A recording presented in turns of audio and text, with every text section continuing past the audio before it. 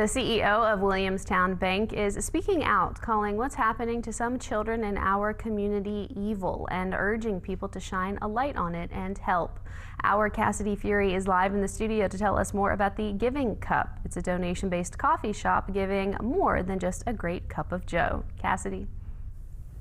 Thank you, Phyllis. The Giving Cup is a community coffee shop sponsored by Williamstown Bank. 100% of every dollar goes to one of 7 organizations in the community. One of those organizations is North Star Child Advocacy Center.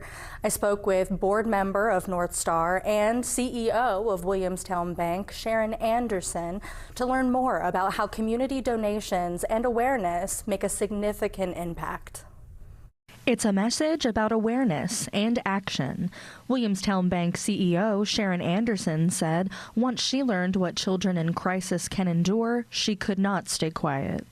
And when I learned from Greg and from the team just what happens and the brutality of it and how awful it is, I feel like we as a community need to pull back that curtain, and we need to use the platforms that we've been given, whatever they are, to make sure that we're raising awareness because it's evil. She's talking about North Star Child Advocacy Center, an organization that works to help children begin healing after trauma and attempting to end the generational cycles of abuse. The CEO said the first step matters because it can shape what happens next. I feel like just their whole mission and trying to help, that's really that first stop on that healing journey for those children. And I feel like if we can make them productive members of society, that's our goal, that's our community's goal. And so I think that it's important.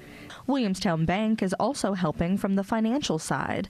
The CEO points to what she calls a board built on transparency, focused on making sure North Star is here for the long haul.